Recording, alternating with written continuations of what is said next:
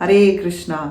तो आज हम पढ़ने जा रहे हैं श्लोका नंबर 22 चैप्टर सेकंड का।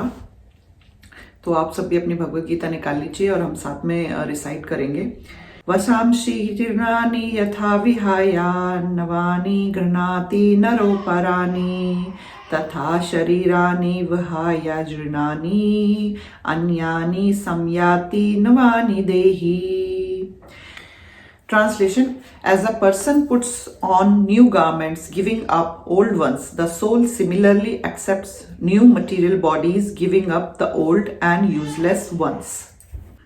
तो यहाँ पे बहुत इजी वर्ड्स में भगवान ने समझा दिया है कि a person puts on new garment giving up old ones, the soul similarly accepts new material bodies giving up the old useless ones. So very simple to understand कि जैसे कि हम चेंज करते हैं कपड़े, पुराने कपड़ों को छोड़ के नए कपड़ों को धारण करते हैं, उसी तरह से शरीर भी आत्मा भी शरीर को, पुराने शरीर को छोड़ के जब वो शरीर यूजलेस हो जाता है, बेकार हो जाता है, उसको छोड़ के नया शरीर ग्रहण करती है।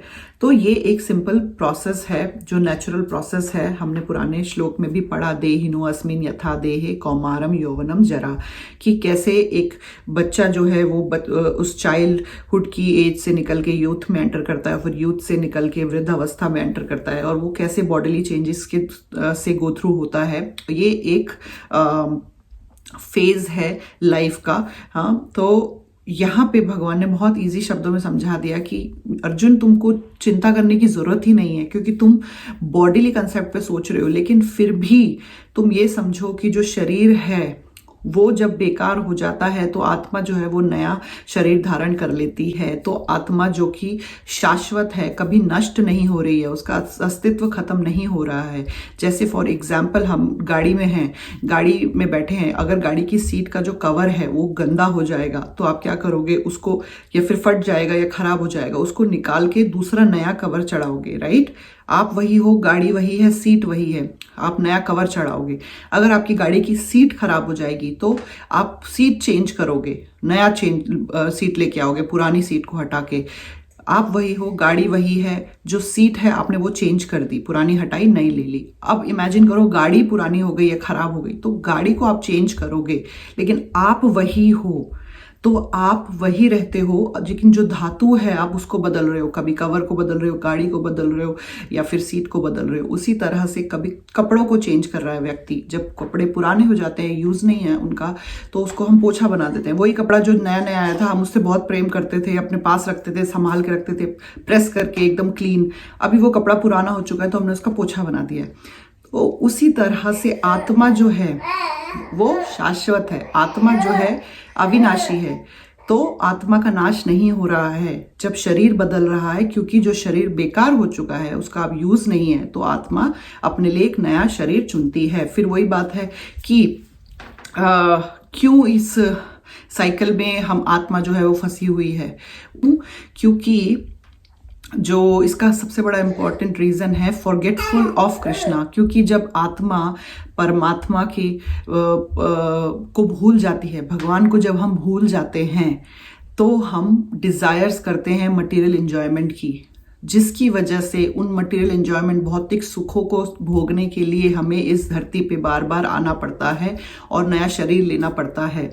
जब हम भगवान को भूल जाते हैं, जब हम भगवान की, जब हम ये भूल जाते हैं कि जीवेरा स्वरूपा भया कृष्णेरा नित्य दासा, जीव का स्वरूप है भगवान की सेवा करना, भगवान के दास हैं हम, लेकिन हम खुद मास्टर बन के इंजॉय प्रोपेंसिटी में, इंजॉय करने की मेंटालिटी में घूमते रहते हैं, खुद को मालिक समझते हैं, घर का, जगह का, गाड़ी का, हर चीज का, और उसी प्रवृत्ति से हम भोग करने की इच्छा करते हैं, जिसकी वजह से हमें ये डिफरेंट बॉडीज में बार बार जन्म लेना पड़ता है। ये बहुत इंपॉर्टेंट है, प्रभुपाद जी बहुत अच्छे से समझा रहे हैं। क्योंकि जब हम भगवान को भूल जाते हैं और भौतिक इच्छाएं करने लगते हैं, अपने आप को मालिक समझते हैं, मास्टर समझते हैं, इंस्टेड कि कृष्ण को हम स्वामी समझें, अपने आप को स्वामी समझते हैं, वही कारण है हमारे पतन का, आत्मा के पतन का, और वापस हमें इस चक्कर में आना पड़ता है, जन्म मृत्यु जरा व्याधि की साइकिल्स में घूमना पड़ता है कर्मों के अनुसार। क्योंकि जब हम भक्त बन जाते हैं तो हम इन कर्मों से हट जाते हैं, क्योंकि हम भगवान के लिए कार्य करते हैं। क्योंकि जब हम भक्त बन जाते हैं तब हम भगवान के लिए कार्य करते हैं, भगवान की इच्छा के अनुसार कार्य करते हैं। इसीलिए हमारा ये समझना बहुत ज़रूरी है कि हम भगवान के परम सेवक हैं। तो ये एक रीज़न हमने सबसे पहले ये इस बात को क्लेरिफाई करना ज़रूरी था कि क्यों हम इस बॉडी के चक्कर में, जन्म मृत्यु के चक्कर में फंसे हुए हैं, इसलिए। ठीक है, अब इसका सॉल्यूशन भी प्रभुपाद जी हमें दे रहे हैं, हर चीज़ का सॉल्यूशन है। तो अब सॉल्यूशन क्या है? सॉल्यूशन बहुत सिंपल सा है। जिस तरह से अर्जुन जब बिविल्डर्ड हो गया, परेशान हो गया, चिंताग्रस्त हो गया कि सही क्या है गलत क्या है, तो उसने क्या किया? सबसे समझदारी का काम, उसने भगवान की शरणागति ले ली, भगवान के शरण में वो शेल्टर उनका ले लिया, भगवान की शरण में आ गया।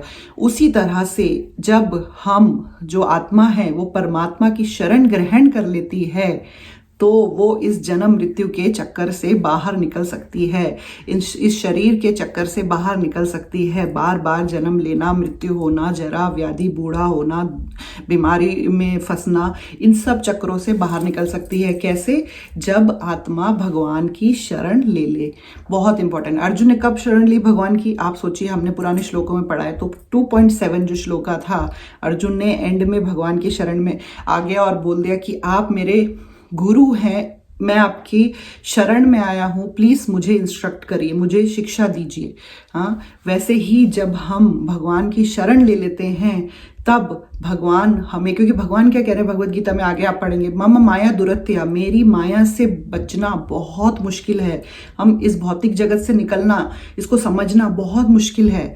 लेकिन कौन समझ सकता है, कौन निकल सकता है? वो ही व्यक्ति जो भगवान की शरण ले ले। क्यों? क्योंकि इमेजिन करिए, आप किसी के घर में जाते हैं और उसके घर में एक बहुत बड़ा बुलडॉग है, एक कुत्ता है। गेट पे आप जाते हैं, उस कुत्ते ने आपको कभी देखा नहीं, वो आपको काटने के लिए पीछे आएगा, भौंकेगा आपके ऊपर। लेकिन जब मालिक अंदर से आएगा और बोलेगा नहीं नहीं ये तो मेरा दोस्त है, इसको कुछ मत करो, तो वो कुत्ता अपने आप साइड हो जाएगा, आपके पीछे पीछे दुम हिला के घूमेगा, राइट? क्योंकि जो उस कुत्ते का मालिक है वो आपका दोस्त है। अब उस कुत्ते को पता चल गया। उसी तरह से, लेकिन अगर उस घर में कोई चोर आएगा या कोई उस मालिक को हानि पहुंचाने के लिए आएगा तो वो कुत्ता उसके ऊपर हमला करेगा। तो उसी तरह से भगवान कह रहे हैं कि ममा माया दुरत्या, मेरी जो माया है उससे निकलना बहुत मुश्किल है। हाँ, क्योंकि वो भी तो भगवान की माया है, कोई छोटी मोटी चीज़ नहीं है। लेकिन जब भगवान खुद उस माया को बोल देंगे कि नहीं ये तो मेरा भक्त है, या माया देवी खुद देखेगी कि ये तो भगवान का भक्त है, तो वो हमें अफेक्ट नहीं करेगी। जिस तरह से वो कुत्ता अपने मालिक के दोस्त को ऊपर नहीं भौंकता, उसी तरह से जो माया देवी है वो भगवान की परम शक्ति है, जो भरंगा शक्ति, वो हमें अफेक्ट नहीं करेगी क्योंकि हम भगवान के भक्त हैं। तो इसलिए भगवान की शरण लेने से हम इस भौतिक जगत के चक्कर से निकल सकते हैं। बहुत easy to understand, Prabhupada ji ने समझाया हमको। तो इसलिए ये श्लोक जो है आप परपट पढ़िए और आप और अच्छे से समझ जाएंगे। बहुत इजी है समझना कि शरीर के लिए शोक मनाना बेकार है, ये भगवान ने अर्जुन को समझाया। सो परपट पढ़िए और अगर आपका कोई क्वेश्चन है तो प्लीज़ कमेंट में लिखिएगा। हरे कृष्ण।